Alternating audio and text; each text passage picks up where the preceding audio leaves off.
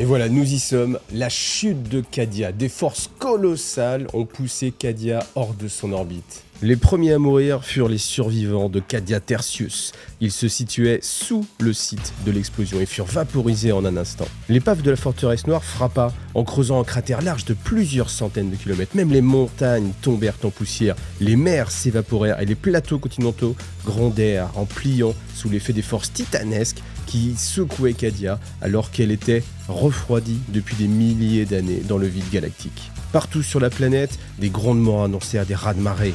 Certaines îles sombrèrent directement sous les flots et à l'intérieur des terres, même les plus hautes flèches, encore debout de casseurs-varques, finirent par tomber, broyés par la mer des Caducades. Ce qu'il restait de forêt que n'avait pas détruit l'humanité fut rasé en un clin d'œil, tout partit en fumée, carbonisé par les puissances colossales qui déclenchaient en fait l'apocalypse sur Cadia.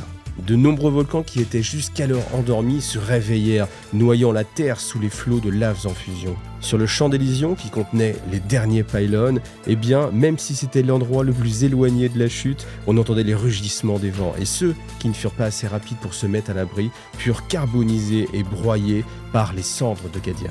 Que ce soit les prières des sœurs de bataille ou bien des cultistes du chaos, aucune de leurs prières n'attendit aucun dieu ni aucun saint, car il n'y avait plus personne pour écouter. Les pylônes vacillaient, et même en étant enterrés à plus de 600 mètres sous la surface, la plupart furent jetés à bas, créant ainsi des discontinuités dans le flux d'énergie qui se dirigeait vers l'œil de la terreur. Et ainsi, subrepticement, le rayon noir disparut, et l'œil de la terreur commença à réorganiser sa structure, à se reformer et à grandir. Au fur et à mesure, les observateurs qui pouvaient le voir se rendirent compte que l'œil de la terreur reprenait sa place dans l'univers, dans la galaxie, et au-delà de ça, dépassait ses anciennes limites et se rapprochait inexorablement de Cadia. Le sort de Cadia allait être scellé, que ce soit par sa destruction physique ou par son intégration dans le Warp. Elle allait tout simplement disparaître. Il n'y avait plus aucun espoir. C'est ainsi que tous décidèrent qu'il était temps d'évacuer en fait cette planète. Creed, lui par contre, pour la première fois depuis qu'il avait rejoint l'Astra Militarum, ne savait pas quoi faire. Il était devant son échec, devant sa planète natale, détruite, à jamais meurtrie, et il ne savait pas quoi faire. Greyfax, qui n'avait pas envie que ce soit Sainte Célestine qui lead les restes des forces impériales, eh bien, prit le commandement. Elle essaya de contacter l'ensemble des survivants par moyen Vox, et en fait, elle leur ordonna de quitter Cadia, parce que même si elle croyait au bienfait du sacrifice, on pouvait sacrifier des milliers, des milliards d'hommes, il n'y avait plus aucun espoir pour Cadia, la planète était perdue. Et il valait mieux réserver en fait ses forces pour un futur combat. Donc elle ordonna l'évacuation. Tous les vaisseaux encore en état de voler furent réquisitionnés. Tout le monde chercha le plus de temps possible pour permettre en fait aux forces d'évacuer. Alors que ce soit les Black Templars, que ce soit les Sœurs de bataille, que ce soit les chevaliers qui étaient encore présents. Il y avait quelques knights de la maison Raven. Ils étaient encore là, et bien eux ont la chance de se faire évacuer par les navettes du Mechanicus. Forcément, il y a des petits liens qui restent ensemble. Et c'est là que Creed prend une décision. Creed prend une décision qui est assez forte, c'est de se dire, de toute façon, ma vie est vouée à Cadia, elle est vouée à sa défense, et mon dernier acte va être de permettre l'évacuation de reste des forces impériales. C'est pour ça qu'il ordonne au 8e Cadien de rester sur place. Et tous les hommes, même s'ils se retrouvent paralysés par cet ordre, parce qu'ils savent exactement ce que cela signifie, la mort à courte échéance, eh bien, tous se savent redevables de Creed. Creed leur a sauvé la vie des dizaines de fois. Il est maintenant temps de payer cette dette et aucun d'eux ne va se dérober. Ils savent que leur devoir est de rembourser cette dette. Ils vont le faire en permettant aux restants des forces de l'Imperium, ceux qui sont venus justement donner leur vie pour défendre leur planète, eh bien eux-mêmes vont donner leur vie pour qu'ils puissent poursuivre le combat dans les étoiles. Alors on rejoint Belisarius Cawl qui lui a encore ses consciences, qui essaie de comprendre le fonctionnement de sa grille nodale de pylône, et en fait il se rend compte qu'au fur et à mesure, à chaque pylône qui tombe, eh bien la grille se fragilise et le warp est en train de refluer vers lui. Cadia est perdu et sa grande œuvre est perdue aussi. Et là, en fait, il cherche Trazyn des yeux pour essayer de trouver de l'aide. Il n'est plus là. Il cherche aussi Marchemonde. Oui, Marchemonde, ce perfide Xeno qui l'a enclin à venir sur Cadia parce que telle était la voie, telle était la solution a priori. Eh bien, il se maudit de les avoir écoutés. Malgré tout, son plan, eh bien, il essaie d'en tirer le plus d'informations possible pour le futur, parce qu'il sait que tout ce qu'il a appris peut-être être utile dans le long terme, et le savoir qu'il a acquis, eh bien, va lui permettre peut-être de se venger, ou en tout cas de réparer peut-être son erreur. Mais toujours est-il que là, il va faire son maximum pour essayer de s'échapper, d'essayer de sauver cette connaissance aussi. Donc à savoir, est-ce qu'il pense vraiment plus à sa vie? Est-ce qu'il pense plutôt à sa connaissance? Mais en tout cas, on est sur, je pense, une des seules fois où on voit Belisarius Cawl bien douter de lui-même, parce que c'est un personnage qui a une confiance en lui absolue. Il vit depuis plus de 10 000 ans, il a parlé avec l'empereur, il a eu des discussions avec lui philosophiques. Donc c'est un personnage qui ne va pas se laisser démonter, et même devant cet échec, eh bien, il doute, mais il va quand même être dans cette double attitude. Après, il a 3 consciences qui se battent en même temps, donc on peut supposer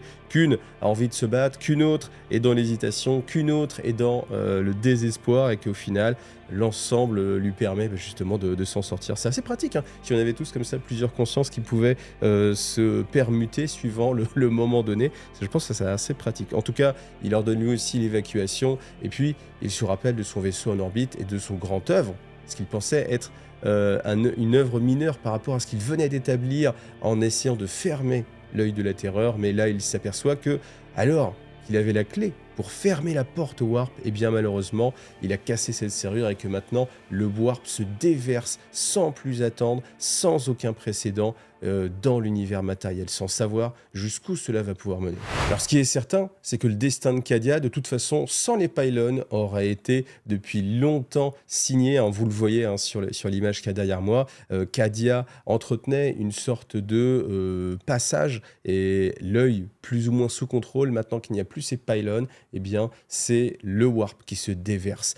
Et ce qui est important aussi de noter, c'est qu'à la construction des pylônes, eh bien, l'œil de la terreur n'existait pas encore. C'est-à-dire que même s'il y a énormément de pylônes sur Cadia, ils ne sont pas dimensionnés pour pouvoir supporter cette charge en fait qui est l'œil de la terreur, qui est à l'époque de cette V7, une des seules failles qui existe au sein de la galaxie, un des seuls endroits où le Warp a accès en fait au domaine matériel. Et bien sûr, le plan d'Abaddon, détruire systématiquement tous les pylônes, où est-ce qu'il peut les trouver? Et voilà, on est arrivé à Cadia, il ne reste plus que ceux-là, quasiment, on ne sait pas, peut-être qu'il y en a d'autres encore sur certains endroits, mais la plupart ont disparu. Et puis Cadia centralise les dernières énergies, puis on imagine bien qu'elle est surchargée. Là, les pylônes s'effondrent, il n'y a plus rien pour retenir le Warp, et c'est le Warp qui se déverse et qui va engloutir Cadia.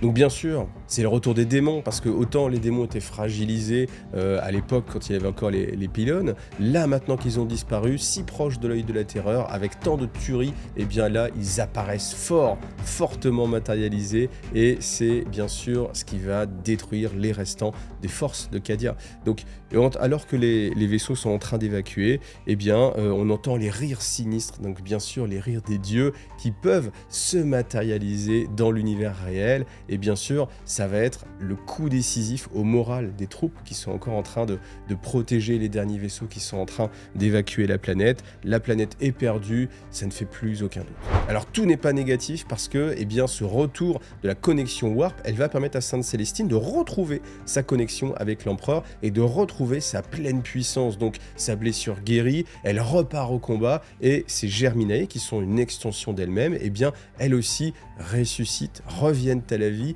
et vont l'épauler dans son combat. On a aussi Phalanx qui va récupérer ses capacités de voyage Warp, et aussi son bouclier. Donc le but, c'est évacuer l'ensemble avec les transports pour atteindre Phalanx, et puis avec Phalanx et puis les restes de la flotte du Mechanicus, réussir à protéger ce départ et puis quitter le monde de Cadia qui va être laissé à l'abandon aux forces du chaos. Le dernier transporteur est prêt à partir, et c'est celui que va utiliser Greyfax. Elle est restée vraiment jusqu'au bout, elle s'envole, et puis elle entend au loin un cri de guerre. Debout Cadia! Debout Cadia, debout Cadia. Et au fur et à mesure qu'elle s'éloigne, elle est certaine que les derniers défenseurs vont livrer leur meilleur combat. Ils vont donner le meilleur d'eux-mêmes pour faire payer chèrement à l'Immaterium son insurrection sur le sol de Cadia. Malgré tout, elle s'enfuit, ne laissant plus rien derrière elle, si ce n'est peut-être les remords. Mais malgré tout, elle a vu Sainte Célestine. Sainte Célestine, elle la surveillait, elle pensait qu'elle allait tout simplement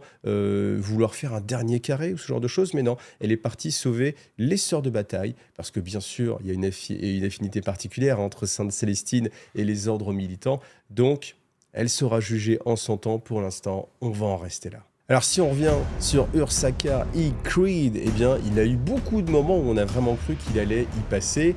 Là, c'est son dernier carré et il voit se matérialiser devant lui une forme. Donc bien sûr, avec la dernière main qui lui reste, il essaie de tirer, mais les rayons de son pistolet laser s'effacent devant une sorte de champ d'énergie. Et il voit devant lui un géant de métal encapuchonné. Bien sûr, on sait, c'est Trazyn. Et donc Trazyn a choisi la pièce de sa collection, ce sera Ursaca Creed. Tout simplement, eh bien, il utilise son labyrinthe Tesseract et puis il lui dit tu ne vas pas périr sur Cadia parce que tu as devant toi l'éternité. Et voilà. Et c'est le destin pour l'instant d'Ursaca Creed. On n'a pas encore eu d'autres informations sur lui. Les seules choses qu'on sait maintenant en 2014, eh bien, c'est qu'il a eu alors peut-être plusieurs enfants, mais en tout cas, on a sa fille qui a gagné le droit d'avoir une figurine, qui a du coup un lore, voilà, qui n'est pas encore très étoffé. Ça va être difficile de faire autant que papa, mais pourquoi pas au fur et à mesure du temps. J'espère d'ailleurs que c'est un personnage qui va être développé et que c'est pas juste une sorte de remplacement de la figurine, parce que honnêtement, il n'y a pas beaucoup de personnages, je vous le dis, qui meurent dans Warhammer 40 000. Là encore une fois, au final, Creed n'est pas mort. Il est simplement mis en suspens en fait, donc c'est-à-dire qu'on peut le ressortir à loisir, et c'est encore une fois l'atout pour les scénaristes d'avoir un Trazyn sous la main. Un Trazyn, c'est la plus grosse béquille scénaristique qu'on peut imaginer au monde, parce que, après vous me direz, il y a le multivers, ça aussi c'est facile, mais vous avez vraiment cette possibilité de dire, ah bah attendez, Creed on en a besoin, à côté Trazyn, voilà, on va négocier avec lui, ou de lui-même il va jouer le grand sauveur, et puis il va libérer Ursaca Creed, donc on va pouvoir l'avoir en combattant. Mais en fait, vous voyez, même s'il a été mis de côté, en fait il a été remplacé par sa fille. Donc c'est, à la limite, je sais pas comment vous le ressentez, mais j'ai presque l'impression qu'ils se sont dit, tiens, on va rajouter un peu de féminité dans le monde de Warhammer 40 000. C'est quelque chose qui est assez notable, et on le voit beaucoup sur, par exemple, sur les maisonnées de chevaliers. On a maintenant beaucoup de baronnes. En fait, avant, c'était plus les barons. Maintenant, on a des baronnes qui sont là. Donc, il y a une place qui se fait de plus en plus grande. On a bien sûr les sœurs de bataille qui ont pris une place assez importante dans le lore, surtout depuis que l'armée a été refaite et qu'on a beaucoup de figurines. Forcément, il faut les vendre, mais forcément, ça apporte aussi une sorte d'équilibre, parce que chez les Space Marines, forcément, on peut pas nous mettre des femmes. Donc, qu'est-ce qu'on fait? On a les sœurs de bataille, et puis maintenant qu'elles ont des très belles figurines, des belles règles pour les jouer, et bien voilà, on a ces deux armées qui sont là. Après, au milieu, on a l'Astra Militarum, donc l'Astra Militarum qui est mixte, il n'y a pas de distinction. Donc on a eu dans les resculptures justement des femmes, donc là il y a l'équilibre. Et en fait, voilà, il y a des personnages comme ça un peu qui changent.